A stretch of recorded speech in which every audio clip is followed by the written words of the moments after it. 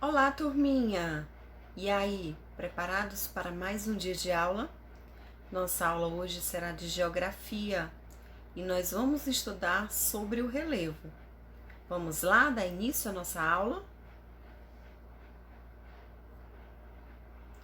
Façam agenda 18/9/2020. Disciplina Geografia. Conteúdo: o relevo. Atividade, páginas 238 e 239.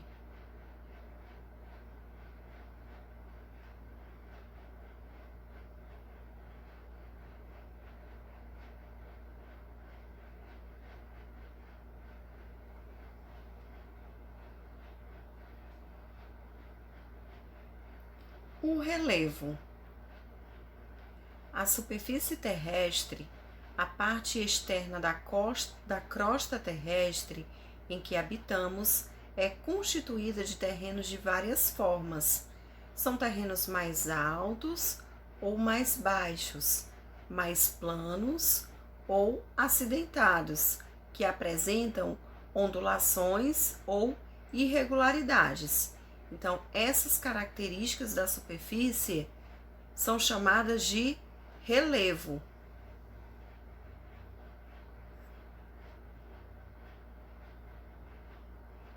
A superfície terrestre já foi muito diferente de como a conhecemos hoje e continua passando por alterações, pois sofre, ao longo do tempo, a ação de vários agentes naturais, como o vento, a água da chuva e dos rios e o calor do sol.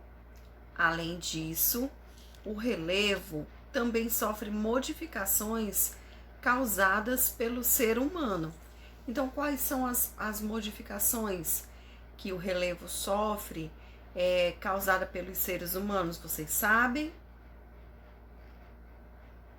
Construções de pontes, construções de estradas, as construções de casas. Então, tudo isso são modificações causadas pelo ser humano que acabam interferindo no relevo.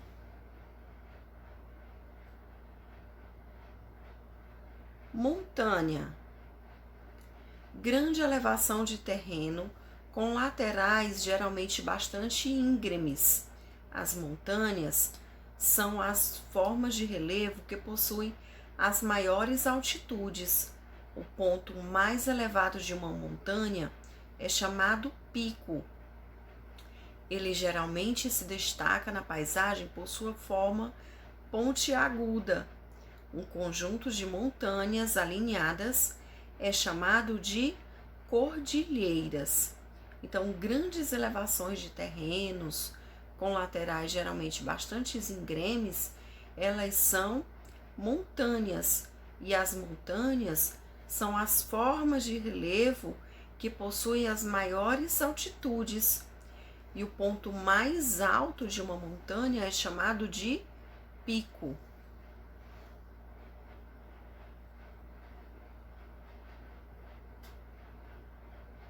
Observe a imagem. Essa imagem é a imagem de uma montanha. Agora vamos ver o vale. Forma de relevo localizada entre terrenos mais elevados, como montanhas e morros, na maioria das vezes modeladas por um rio. Então, esse é um vale, ó. É uma forma de relevo que ela fica localizada entre terrenos mais elevados, ou seja, entre montanhas e morros.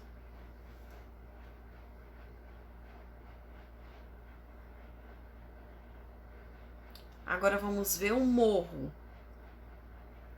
Elevação no terreno com altitude mais baixas que as das montanhas.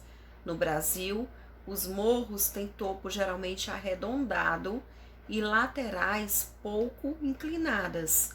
Um conjunto de morros forma uma serra.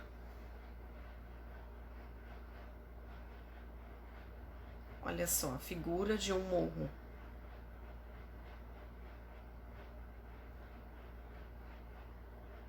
Agora vamos ver a colina. Pequena elevação com inclinação suave. As colinas têm geralmente menos de 50 metros de altura.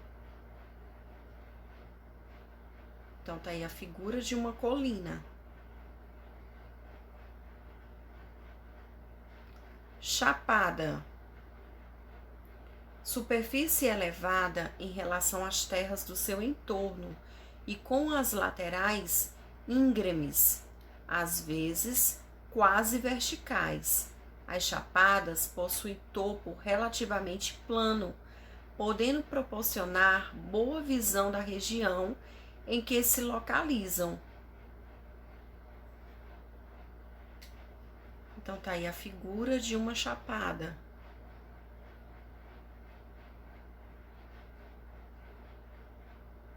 E agora vamos ver a planície. Grande porção de terra relativamente plana. Ocorre, em geral, em baixas altitudes, menos de 100 metros acima do nível do mar. As planícies se formam com a deposição de pequenos fragmentos de rocha e solo que foram desgastados e transportados pela água das áreas mais elevadas do terreno.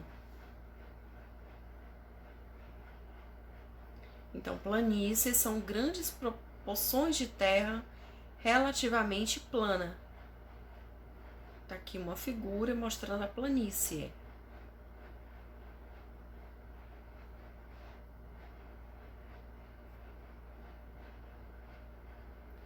Curiosidade. Você sabe a diferença entre a altitude e a altura de uma montanha? Então vamos saber agora qual é essa diferença. A altura é a medida da distância entre o topo da montanha e a sua base. Já a altitude é a medida de distância entre o topo da montanha e o nível do mar. Observe a ilustração abaixo. Então, observem essa ilustração. A altura e a altitude. Os seres humanos e o relevo. Para satisfazer suas necessidades, os seres humanos desenvolvem atividades que ocupam a superfície terrestre de diferentes maneiras. Observe nas imagens abaixo exemplos de como o ser humano se adapta às diferentes formas de relevo.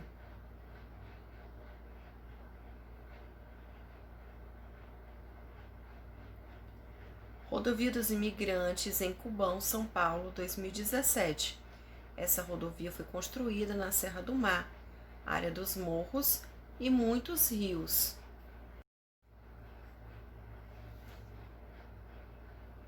Os seres humanos também podem transformar totalmente o relevo de uma área, como é possível observar nas fotos a seguir. A primeira foto é uma foto de 1959 e a segunda de 2017. Observem as transformações que está mostrando nas duas fotos, na primeira e na segunda foto. Quais as mudanças que vocês podem observar? A construção de avenidas, a construção de prédios. Então, essa área ela foi totalmente transformada pelo ser humano. Curiosidade: as 14 montanhas 8.000.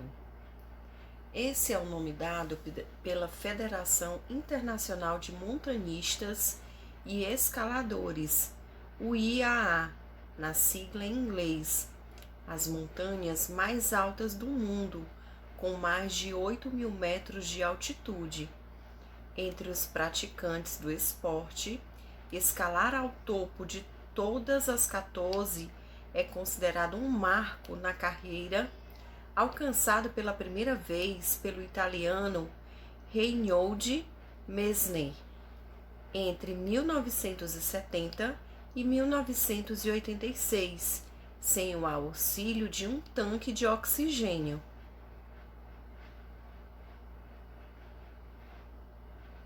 As 14 montanhas estão localizadas na região da cadeia montanhosa dos Himalaias, no sul da Ásia. Se compararmos com outros marcos de altitude, o Everest, por exemplo, corresponde a quase 3 vezes a altura do Pico da Neblina, o ponto mais alto do Brasil. Observe as imagens. Então, essa imagem ela está mostrando o Monte Everest e o Pico da Neblina. O Monte Everest é o ponto mais alto do mundo. Ele tem 8.848 metros de altitude e fica na cordilheira do Himalaia. E o Pico da Neblina é o ponto mais alto do Brasil, fica no norte do estado do Amazonas, na Serra do Imeri.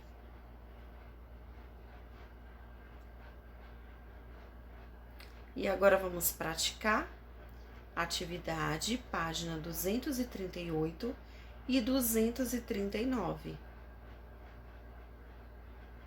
Pause o vídeo, resolva as questões, depois pode dar o play no vídeo e vamos fazer a correção. E agora vamos para a correção da página 238. Primeira questão. Observe no mapa abaixo as altitudes do relevo do Brasil. Agora responda as questões a seguir com base no mapa acima. O item A. Em que região brasileira predominam as altitudes mais baixas? Na região norte. B. Em que região predominam as altitudes mais elevadas do país? Na região sudeste. Segunda questão. Faça uma pesquisa para responder as questões a seguir. Então, a segunda questão é resposta pessoal de vocês, tá? Terceira questão também. Agora, desenhe no espaço abaixo uma forma de relevo que você descobriu ao fazer a pesquisa indicada na atividade anterior. Então, a segunda e a terceira questão é resposta pessoal de vocês.